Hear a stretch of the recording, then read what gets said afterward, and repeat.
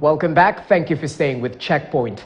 Now, the two African rhino species, black and white rhinos, have both increased in numbers in recent years thanks to successful conservation efforts. However, both species remain at risk due to a huge surge in poaching to meet the demand for illegal rhino horns in the international market, primarily in Asia.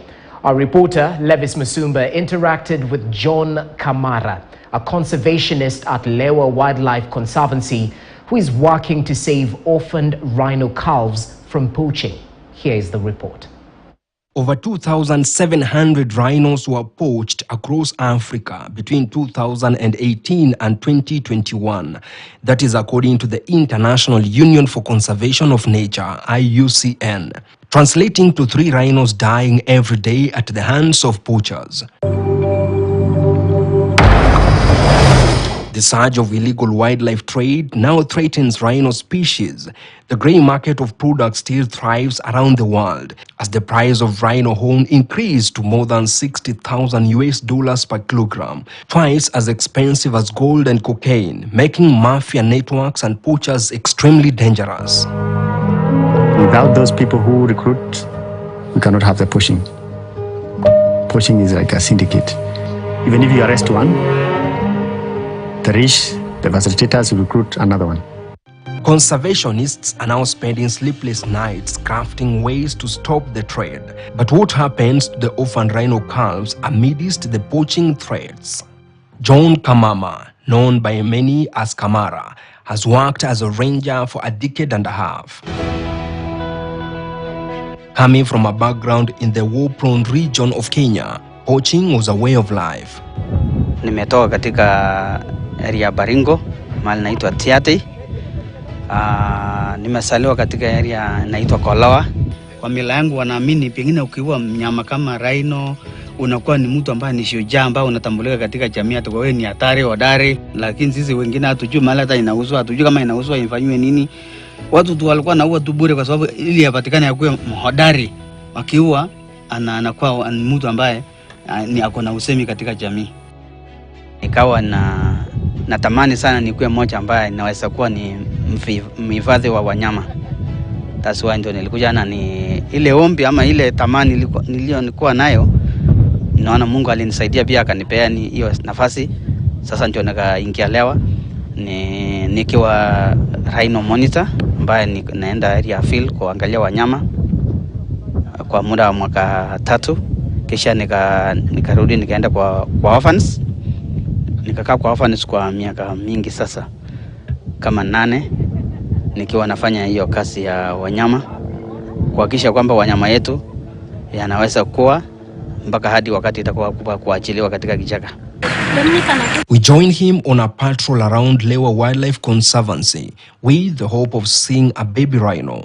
Kamara has been nursing 2 orphan rhino calves, Elvis, now 17 years, and Kitui, 7 years old, whose parents were killed by poachers. Tunaenda kichakani sasa kuona, tuko na kazi inaendelea sasa ya kuweka wanyama wetu alama ili tuweze kuidentify, kujua hii ni kani na inaitwa nani. Sasa akipewa jina, anapewa jina na anawekwa alama yake.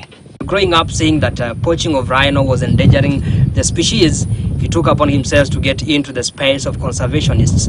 And now he's taking us on a field trip just to see how the rhino notching process is taking place.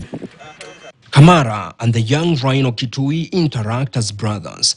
The baby rhino can smell his presence hundreds of meters away and easily responds to his call. Goodbye, Kitui. Kitui. Good.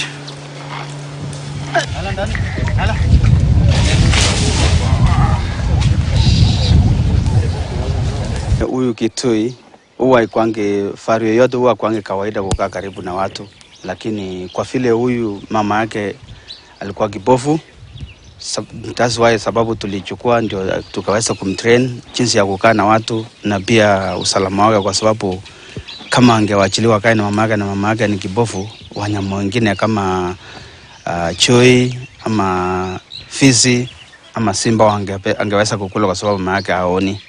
So ndio sababu unaona sasa iko karibu na watu. Sasa mimi ndio nimekuwa kama mama yake, Nimekuwa nikimtunza akiwa mdogo hadi wakati sasa hizi hakuna mnyama anaweza karibia, hata kama ni ndume ingine. Sasa akona uwezo na nguvu ya kupikana na ndume ingine na kujiokoa pia na kujichunga. Today is the last day of Kitui living in exclusion. He will be joining his brother Elvis in the wild. After staying 5 years in the cage without seeing each other, it will be a wonderful reunion. Kazi yangu ni kuhakikisha kila wakati katika kwa hiyo location ambayo nimeallocatiwa, nahakikisha asubuhi nimeona wanyama, nimeripoti, nimeona wako good condition, kwa sababu lazima mpaka uangalie wako condition gani.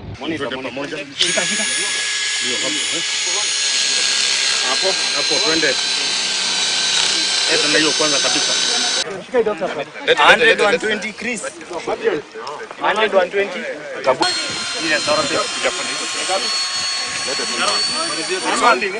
Today we were notching and placing transmitters on the rhinos. The importance of this to ensure that we are able to monitor the movement of the animals. The most pressing threat to their continued survival in the wild is poaching to satisfy consumer demand for their horns, predominantly from Asia, China, and the West.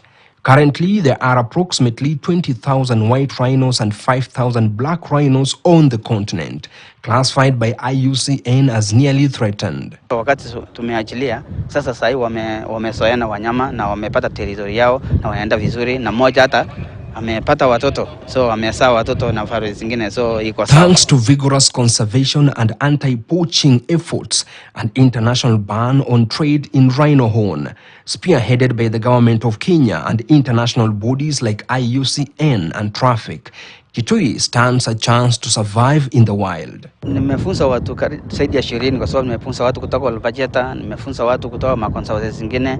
Kamara still insists by protecting rhinos, we are helping to conserve their habitat for the benefit of people and wildlife. Besides, supporting the local communities and making sure the natural resources are available will go a long way to save the wildlife for the next generations. For KTN News, I'm Levis Msumba.